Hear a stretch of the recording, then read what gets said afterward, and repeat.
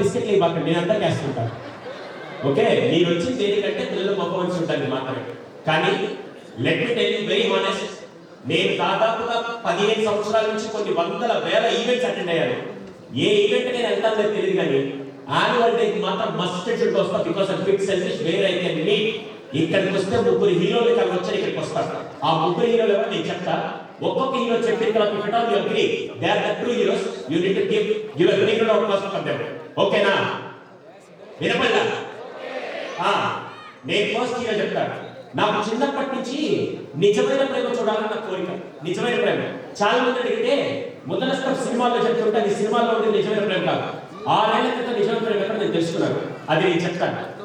మనమంటే అమ్మ కడుపులో ఉన్నప్పుడు 9 నెలలు బిడ్డను మోసి ఒక్కసారిగా ప్రసవించినప్పుడు ఆ తల్లి పడే నాకే ఆకలి తెలుసా? ఈ వెనకాల ఎముకలను ఎరిగిపోతే ఎంత పెయిన్ అనిపిస్తుందో, ఆఖరికి చచ్చిపోతే కూడా బాగుందనే పెయిన్ తట్టుకొని మరి బిడ్డకి జన్మనివ్వగానే ఆ బిడ్డని చూడగానే తల్లి కళ్ళలో కనపడే that is the purest form of love అని నేను అనుకున్నాను. కానీ మగవాళ్ళు ఆపరేషన్ థియేటర్లోకి రాలేదు. ఎక్కడ నిజమైన ప్రేమ చూడకుండా నేను చచ్చిపోతాను అనుకుంటే దేవుడు ఉన్నాడండి. మరొక సంకల్పం అనుకుంటే దేవుడు సపోర్ట్ చేస్తాడు. 6 ఏళ్ల క్రితం నేను ఆశా హాస్పిటల్లో పనిచేస్తూ ఉంటే గ్లోబల్ హాస్పిటల్ రత్నాకర్ గారు ఫోన్ చేసి, సుధీర్ నువ్వు నిజమైన ప్రేమ చూడాలనుకున్నా రండి అన్నారు. నేను వెంటనే కాళేశ్వరం అక్కడికి వెళ్ళి, అమ్మ నాకు ఒక విషయం చెప్పండి, కడుపులో మన బిడ్డ బాగున్నట్టు అంతా ఓకే, బిడ్డ బయటికి రాగా ఉయ్యాలు ఎందుకు పట్టేస్తారు? మీకు ఎవరికి తెలియకపోతే నేను చెప్తాను. గరుడ పురాణంలో చాలా చక్కగా చెప్పారు. మనం అంటే అమ్మ కడుపులో ఉన్నప్పుడు తల్లి అన్ని పనులు చేస్తూ బిడ్డను మోస్తే ఇలా తిరుగుతూ ఉంటే లోపల బిడ్డకు ఉయ్యాలనుకుంటే లోపల బిడ్డ హాయిగా నిద్రపోతూ ఉంటాడు. తల్లి ఎప్పుడైతే అన్ని పనులు చేసి పడుకుంటుందో అప్పుడు లోపల బిడ్డ తనతో ఆడుకుంటూ ఉంటాడు. అవునా కాదా? అలా అమ్మ కడుపులో ఉంటే ఉయ్యాలకు లేదు కాబట్టి బయటకు వచ్చాక మనం ఉయ్యాలు పట్టేస్తారు. ఆ రోజు నేను హాస్పిటల్కి వెళ్ళాను. కడుపులో బిడ్డ అడ్డం తిరిగి నార్మల్ డెలివరీ అయ్యే సిచ్యువేషన్ నేను ఒక కేసు వచ్చింది. నార్మల్ డెలివరీ కాకుండా దాన్ని ఏదో అంటారండి, వినపడినా సిజేరియన్ చేయడానికి ఆ తల్లి స్ట్రెచర్ తీసుకెళ్తుంటే నేను ఆపరేషన్ చేసి డోర్ దగ్గర ఎదుర్కొన్నాను. ఆ తల్లి పెట్టి ఆత్రం ఎలా తెలుసా? ఎక్కడ లోపలికి లోపల చచ్చిపోతాను నాకు భయం వేస్తుంది. కానీ డాక్టర్ నర్సు అలవాటు అయిపోయింది. నేనే తీసుకెళ్ళాను.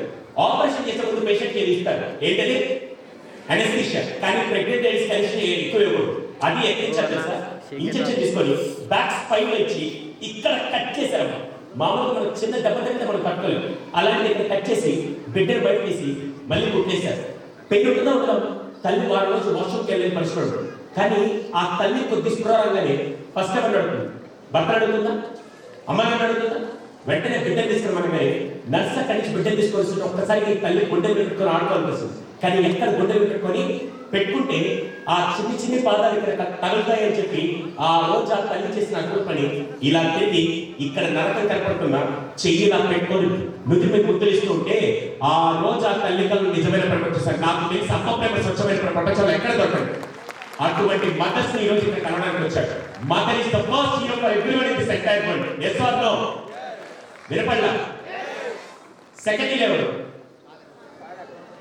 ఆ అబ్బాయి ఎక్కడ మూల కూర్చుంటాడు చూడండి. ఎంత దుర్మార్గులు కాకుండా మదర్స్ అందరినీ కనీసం ఒక్కరోజైనా ఫస్ట్ ఆ ఒక్క నిమిషాన్ని సపోర్ట్ చేయండి. Who is the second hero? చెప్పే ముందు ఒక క్వశ్చన్ అడతా, భారతదేశంలో గుండెపోట్లు ఎవరికి వస్తాయి? భగవాన్ కారణాలు. హలో, తల్లిగా తండ్రిగా? తండ్రికి. ఎందుకు? బీపీ కొలెస్ట్రాల్ షుగర్ వల్ల కాదు, డయాబెటిస్ వల్ల కాదు. దేని వల్ల తెలుసా? టెన్షన్స్ వల్ల. నేను ఏందో కాస్త తండ్రిని కోల్పోతే ఆ రోజు నుంచి రీసెర్చ్ చేస్తే నేను కలుపుకుని తెలుసా ఎందుకు మగవాళ్ళకి ఎక్కువ టెన్షన్స్ వస్తాయంటే చిన్నప్పటి నుంచి పిల్లలకు బాధ కలిగితే అమ్మ దగ్గర నాన్న దగ్గర ఏడ్చిన రోజులు ఉంటాయి. అమ్మకు బాధ కలిగితే పిల్లల దగ్గర నాన్న దగ్గర ఏడ్చిన రోజులు ఉంటాయి.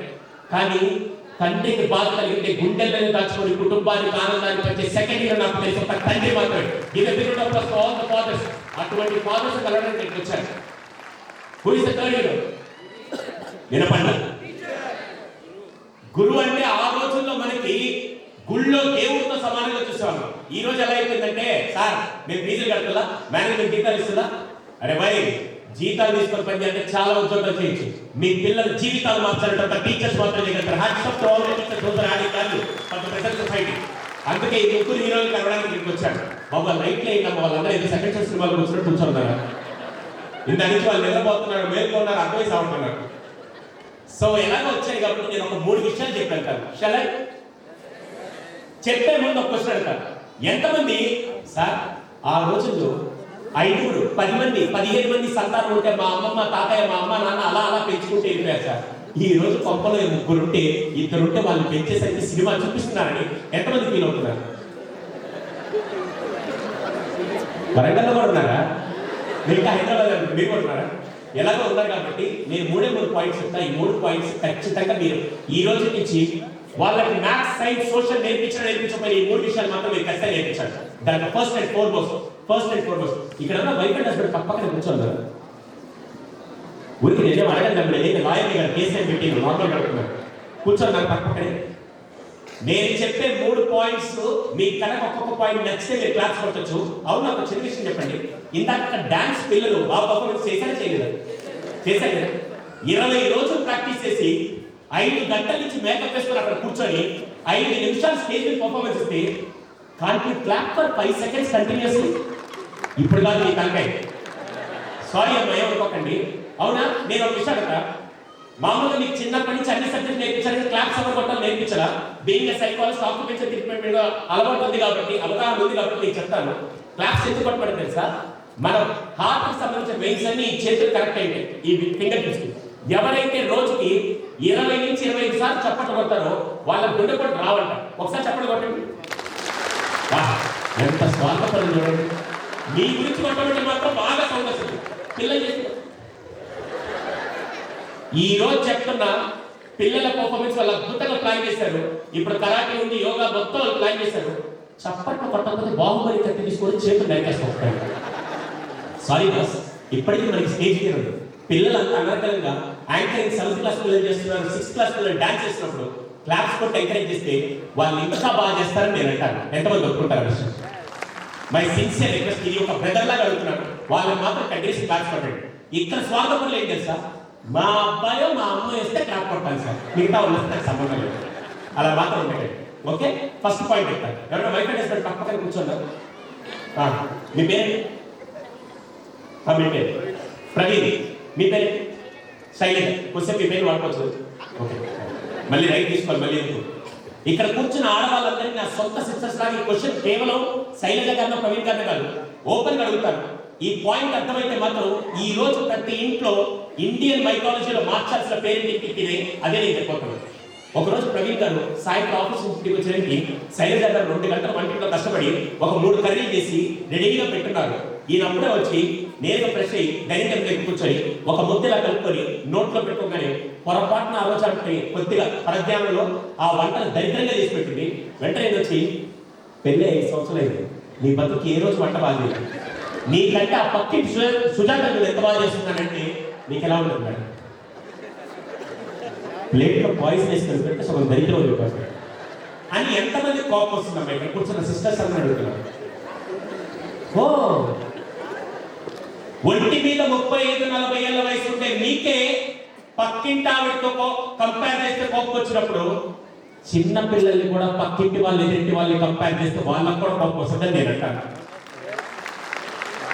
సరే, మీరందరూ ఎంతమంది చిన్నప్పుడు మీ నాన్నగారు మిమ్మల్ని వేరే వాళ్ళతో కంపేర్ చేస్తే నాన్న చెయ్యి అనేవాళ్ళ? నాన్న ఎంతమంది కోపం వచ్చిందమ్మా చిన్నప్పుడు? దయచేసి మై సిన్సియర్ రిక్వెస్ట్, అందుకోసం నేను చెప్తాను. నా స్టేట్మెంట్ బాగా గుర్తుపెట్టుకోండి. కంపేర్ చేస్తే పిల్లల జీవితం నాశనం అవుతుంది. Mind this for ever. Compare చేస్తే పిల్లల జీవితం నాశనం అవుతుంది. కానీ బీయింగ్ ఏ సైకాలజిస్ట్ ఇంకోటి చెప్తారు, కంపేర్ చేస్తే మీ పిల్లలు బాగుపడతారు. ఒరే, నీకు మైక్ ఇచ్చారని నీ ఇష్టం వచ్చి చెప్పకు, ఇప్పుడే బాగుపడరాను మళ్ళీ బాగుపడతానంటే దానికి అర్థం నేను చెప్తాను. అమ్మ, మీరు ఎంతమంది కార్తికేయ 2 సినిమా చూశారు? కార్తికేయ 2 దాంట్లో ఒక కృష్ణుడి గురించి అనుపమ్ ఖేర్ అని ఒక బాలీవుడ్ యాక్టర్ చెప్తారు. ఆయన ఒక ఫెంటాస్టిక్ వీడియో తీశారు. మీరు యూట్యూబ్లోకి వెళ్ళి నేను చెప్పేది బాగా గుర్తుపెట్టుకోండి. Failure is an event, not a person. ఒక వీడియో ఉంటుంది. దాంట్లో ఏం తెలుసా? ఒక 7వ క్లాస్ అబ్బాయి, 7వ క్లాస్ చదువుతున్న అబ్బాయి ప్రోగ్రెస్ రిపోర్ట్ తీసుకొని వచ్చాడు. ప్రోగ్రెస్ రిపోర్ట్ నార్మల్ ఎవరి సంతకం పెట్టాలి? పేరెంట్స్. కానీ వారికి మార్కులు తక్కువ వచ్చి ఆ రోజుల్లో పేరెంట్స్ సంతకం అడిగితే ఎక్కడ కొడతానని ప్రైవసీ బెడ్రూమ్ లో తలదించుకొని బాధపడుతూ ఏదైతే లేదని నాన్న సంతకం పెట్టేద్దాం, పోర్జరీ చేద్దాం అనుకున్నాడు. కానీ ఎక్కడో తండ్రి నేర్పిన విలువలు గుర్తొచ్చి సంతకం పెట్టకుండా అలాగే వెయిట్ చేస్తుంటే 7:30కి డిన్నర్ టైంకి వాళ్ళ మదర్ అరే డిన్నర్ చేద్దాం రాగానే వీడు అలాగే తలదించుకొని వచ్చాడు.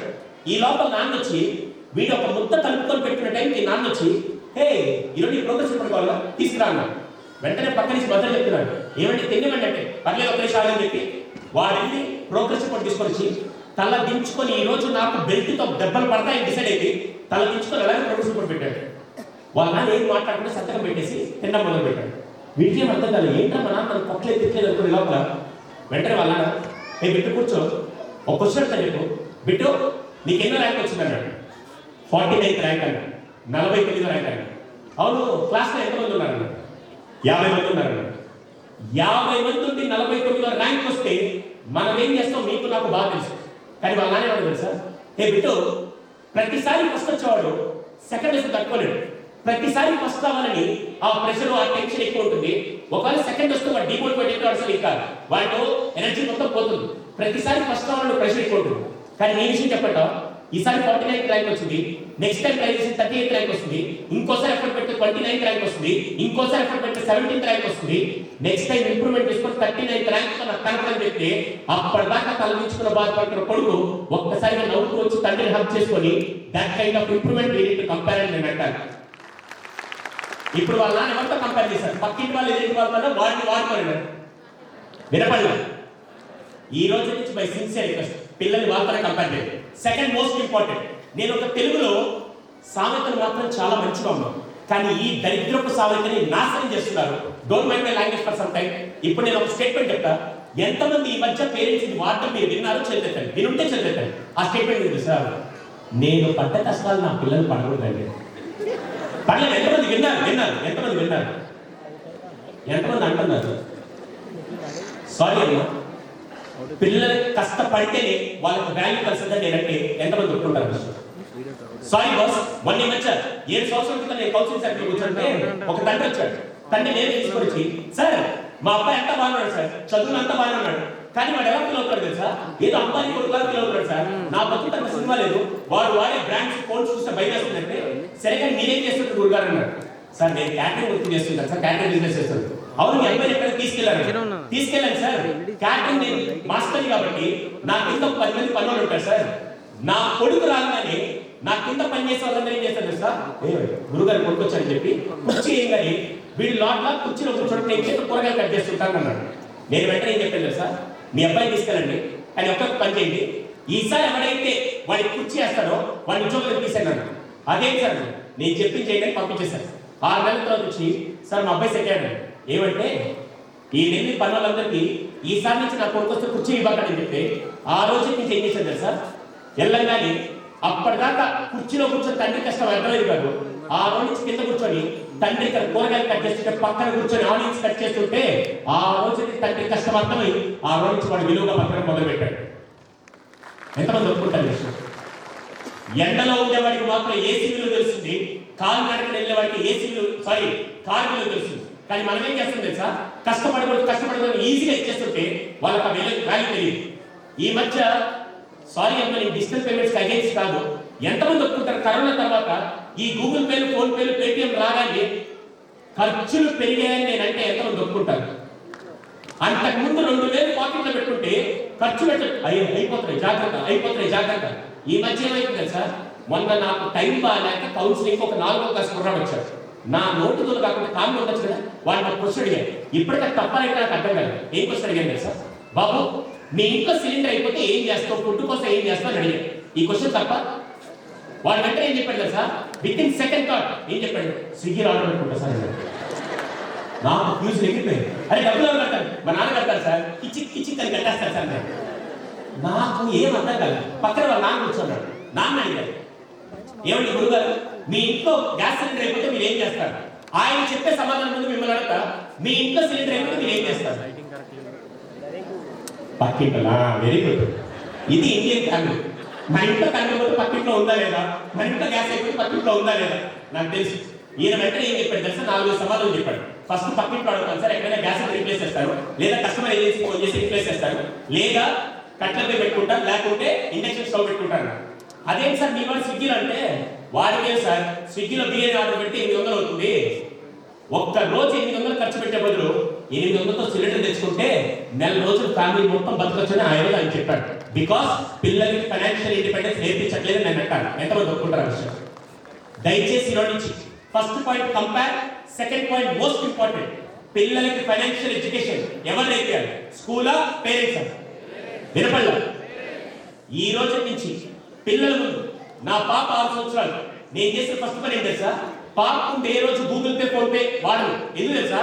మా నాన్న తోపు అనే డైలాగ్ పాప మైండ్స్లోకి వెళ్ళకూడదని పాకెట్లో డబ్బులు పెట్టుకొని ప్రతిసారి ఇస్తూ ఉంటే ప్రతి దగ్గర డబ్బు విలువ ఆ పాపకి తెలిసే విధంగా నేను చేస్తున్నాను. అది తండ్రిగా నా బాధ్యత నేను చెప్తాను. ఎంతమంది ఒప్పుకుంటారు? ఈ రోజు నుంచి first one comparison, second one most important, పిల్లలకి ఫైనాన్షియల్ ఎడ్యుకేషన్ నేర్పించండి. మూడోది ఒక్కటి చెప్పి నేను ముగిస్తాను. అవును, ఏమనుకోకండి, పిల్లల్ని పెంచడంలో అమ్మ రోల్ ఇంపార్టెంట్, నాన్న రోల్ ఇంపార్టెంట్? హలో, నేను ఆప్షన్ ఏ ఆప్షన్ బి పెట్టా, ఆప్షన్ సి చెప్పరా? ఇద్దరు అంటే మీరు ఇంపార్టెంట్. వీళ్ళిద్దరు ఎవరు ఇంపార్టెంట్? అమ్మ ఇంపార్టెంట్, నాన్న ఇంపార్టెంట్? నేను అడిగిందే చెత్త క్వశ్చన్, మీ అందరికి అర్థమైంది. ఇద్దరు ఇంపార్టెంట్ అందరూ ఒప్పుకుంటారు కదా. కానీ నేను ఒక క్వశ్చన్ అడుగుతా. ఈరోజు మేనేజ్మెంట్ సాక్షి ఒక ఆఫర్ ఇస్తున్నాడు. మీకు కనుక ఒక కిట్ ఉంటే, బాబు కానీ ఒకరు ఉంటే ₹1,00,00,000 ఇస్తా, ఇద్దరుంటే 2 కోట్లు ఇస్తా, ముగ్గురుంటే 3 కోట్లు ఇస్తా, నలుగురుంటే 8 కోట్లు. ఒకరికైతే ₹1,00,00,000, ఇద్దరికైతే 2 కోట్లు, ముగ్గురికైతే 3 కోట్లు ఇస్తా. వరంగల్లో ఉండి ₹1,00,00,000 వచ్చిందంటే నిజంగా లైఫ్ సెటిల్ అయిపోతుంది. కానీ ఒక్క కండిషన్ ఏంటంటే, పేరెంట్స్ అందరూ రిక్వెస్ట్ ఏంటంటే, మీ పిల్లలు నాకు ఇచ్చేయండి, డబ్బులు తీసుకెళ్ళండి. ఎంతమంది ఇస్తారు? ₹1,00,00,000 అండి, ఒక కిట్కి ₹1,00,00,000 ఇస్తారు, ఇద్దరుంటే 2 కోట్లు ఇస్తారు. హ్యాపీగా మీ పిల్లలు నాకు ఇచ్చేయండి, తీసుకెళ్ళిపోండి. ఎంతమంది ఇస్తారు?